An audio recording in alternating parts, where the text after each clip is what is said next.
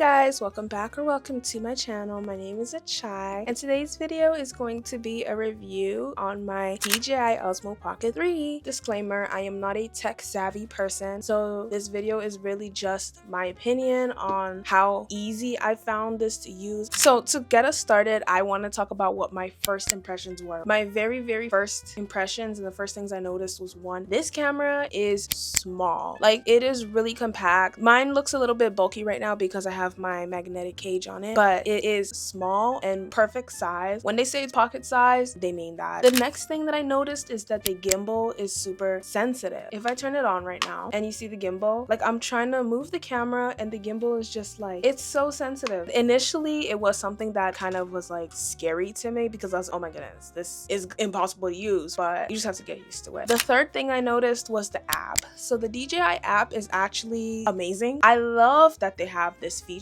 I can have this camera 10 feet away from me and then use the app and do all the navigation I need to do. I can start recording from the app. I can adjust the angles and all of that, adjust the gimbal. Like, you can do so much. You can essentially control this camera purely off of the app and not even really touch the camera like that. It would be just fine. That being said, I do have some things that I noticed that I didn't like about the camera. The first thing is that it heats up really fast, which is funny because this is the same con that I have with my Sony ZV-10. But this camera, when I say it heats. It, like, even right now, it's currently pretty warm because I had just filmed my update for my Sony camera before I filmed this one. So I was filming obviously with this camera so that I can show this camera, and it got so hot. Like, I'm surprised that I made it through the entire recording without having to take a break. The camera got really hot, so it heats up fast. I remember when I first took it out the box and then I was setting it up, I had to download like some software updates and the camera got so hot I couldn't even hold it. So the second thing I don't like about it is that the footage can sometimes get washed out. That is a consensus that I've noticed with all the videos I've watched about people talking about what they don't like about this camera. Like, the footage just washes out. I don't think it's like that huge of a deal, simply because you can fix it in editing. Like, some people just boost up the saturation and that fixes the problem. You could also film in D-Log and then just apply a LUT after. So I guess it's not like that huge of a deal, but it is something that I don't like. The third thing that I don't like about the camera, which is, it's interesting because this is something that I love about it, but I also hate about it, and it's the gimbal. The gimbal is so gimmicky. If you're not careful, I swear you could break this gimbal. It is so unbelievably sensitive, and when you're first trying to figure out how to use the camera, it's so hard to film. Now it's easy for me and I think that it's pretty simple, but when you first get it, it's a bit overwhelming. The fourth thing that I don't really like about it is that when you film in vertical mode, it doesn't shoot in 4K. I don't really film short form content, so it's not that big of a problem for me. Like, it's not a problem at all actually, but it doesn't film in 4K. I have like recorded just to see what the footage looks like, and I don't think that it's bad. Like, I don't think that it's like super choppy, but it is not 4K the way it does film in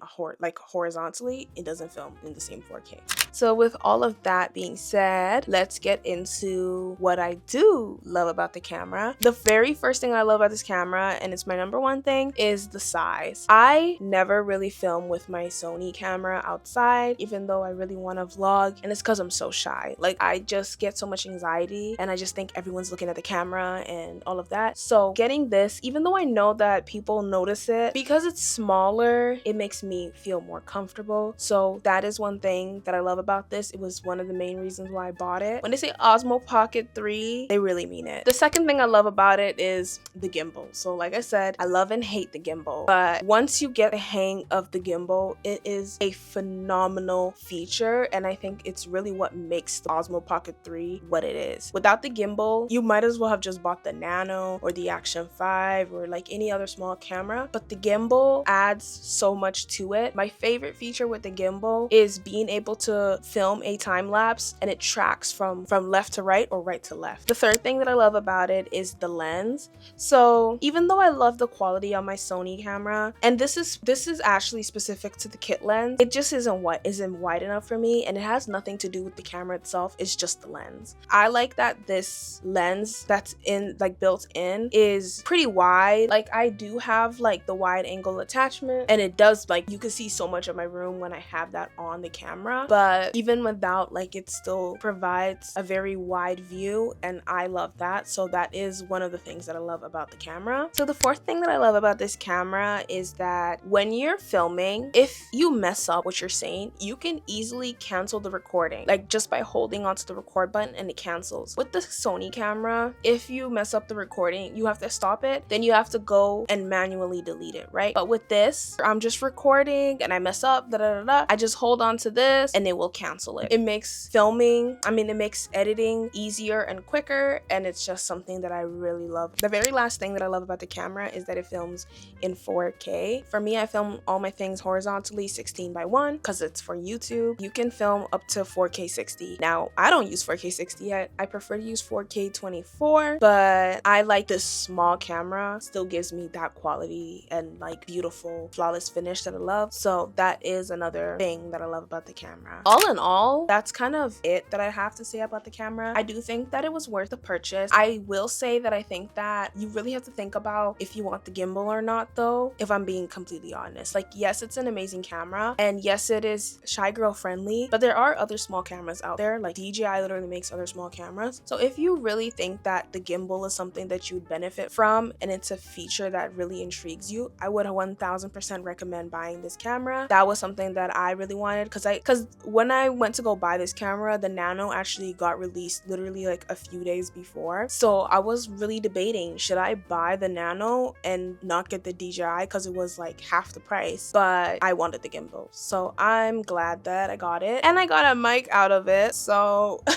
I can't complain for real. But yeah, that is my review on the DJI Osmo Pocket 3. I really do hope that you enjoyed it. If you want to watch any of my other tech videos, I will link them down in the description below. But stay tuned. I plan on being a lot more consistent on my channel because I know I was like a bit MIA. Not a bit. Last video I posted before last week was like 60 days ago, so I'm sorry about that. But I do want to get back into my study vlogs and plan out what I'm gonna do in December. Maybe I do Vlogmas, who knows. But yeah, please like, comment, and subscribe, and I'll see you guys in the next one. Bye.